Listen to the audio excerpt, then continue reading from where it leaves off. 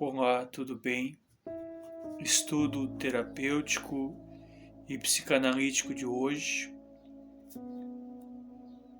novamente abordando a obra 100 minutos para entender Freud, para entendermos a psicanálise.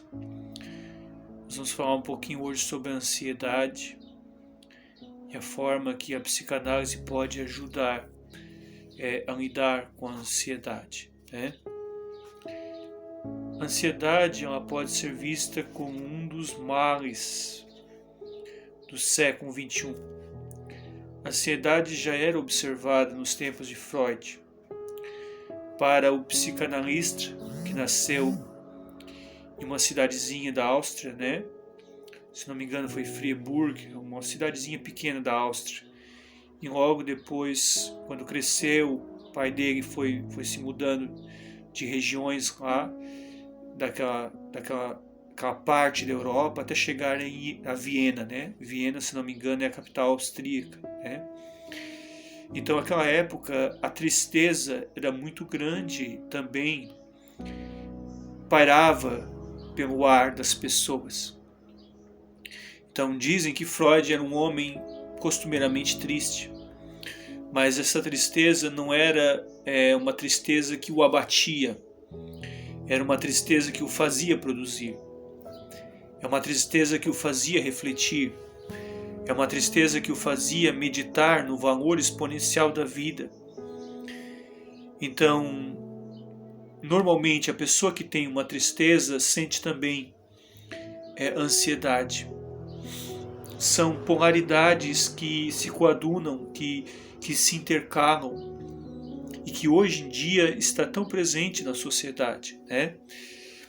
Então, na visão do psicanalista, o ser humano ele carrega consigo que uma ansiedade desde um primeiro evento traumático.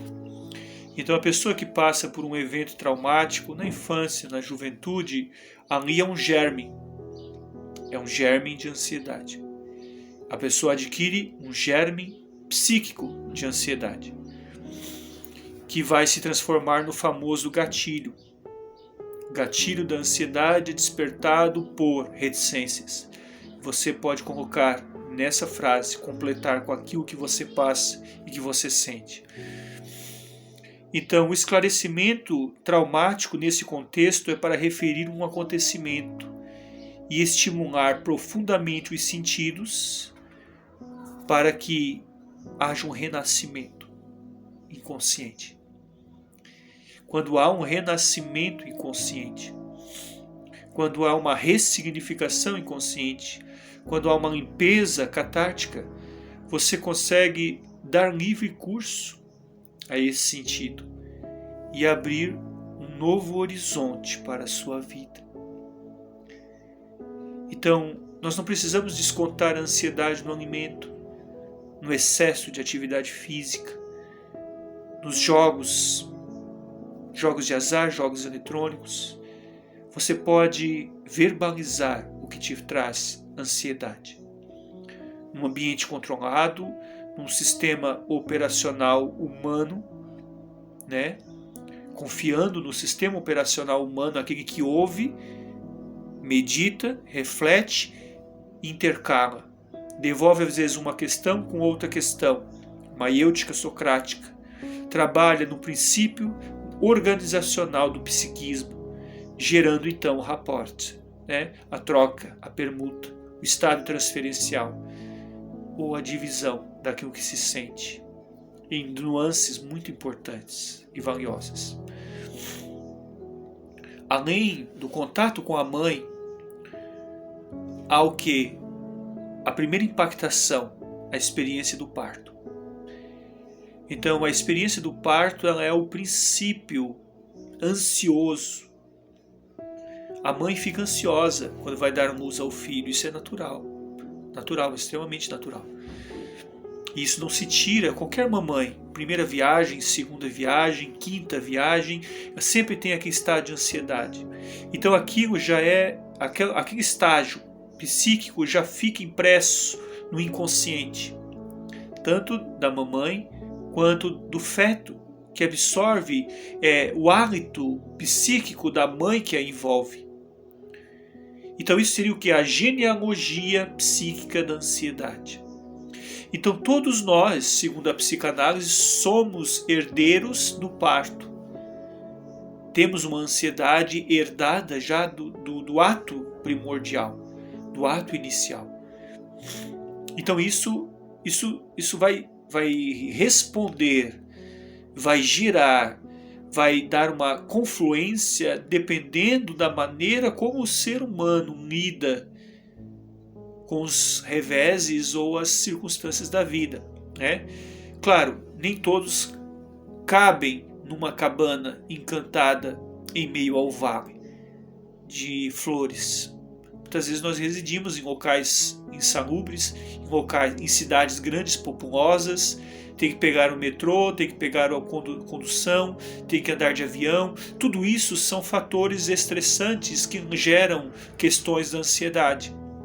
Então a ansiedade ela em si não reflete apenas o ato primordial nos dias de hoje, mas reflete o ato primordial mais somando os atos ordinários da vida.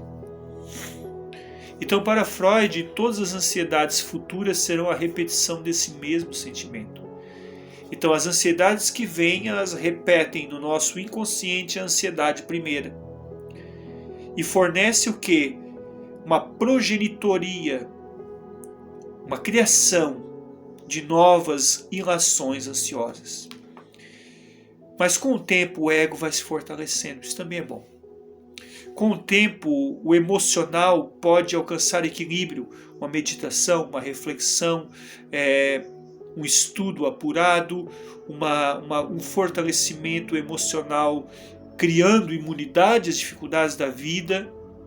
Então assim, a hipótese freudiana é de que a ansiedade não existe se o controle não fosse infalível. Ou seja, Freud dividiu em ansiedade objetiva, ansiedade neurótica e ansiedade moral. A objetiva, já vem da nossa pré-história, já vem dos nossos mecanismos, dos nossos aforismos, dos nossos sentidos, é objetiva. Ela tem um objetivo, ela tem um porquê, ela tem uma causa. Isso está em nós e nós não podemos repelir. Nós temos que trabalhar, decodificar, aliviar para não somatizar. A ansiedade neurótica, porém, já é diferente. A ansiedade neurótica é o choque entre o ego e o id. O ego é a nossa parte consciente. Eu sou Homero, eu estou aqui na minha sala, eu estou aqui visualizando algo que eu quero transmitir a vocês, eu sinto a energia da minha cidade, eu sinto a força das coisas que estão comigo, eu sinto a minha espiritualidade, é o meu ego.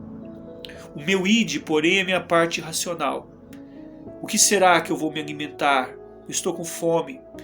O que será que eu vou dormir bem hoje? Será que eu vou ter pensamentos positivos? O id é irracional, mas porém o id é extremamente preocupado e ansioso.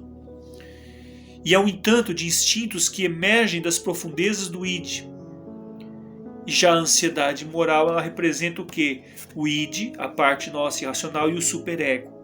É aquela voz que herdamos do pai, herdamos da mãe, herdamos dos avós, herdamos de Deus também, a voz do código moral que veta o ato ridículo, o ato impuro, o ato descontínuo, o ato insignificante diante as significâncias que nós damos para a vida. O ato frívolo é o superego, o supereu, de Nietzsche. O super-homem de Nietzsche tinha uma versão um pouco mais abrangente, mas o superego de Freud não, é mais objetivo.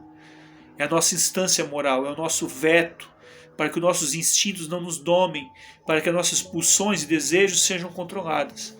Com isso, então, nós vamos trabalhando no set analítico uma forma plausível de verbalizar as nossas ansiedades, para que a cura se dê através do amor. Aquele que não ama adoece, falava Freud, com exímia probabilidade que teve de encontrar na vida a felicidade em servir a causa da psicanálise.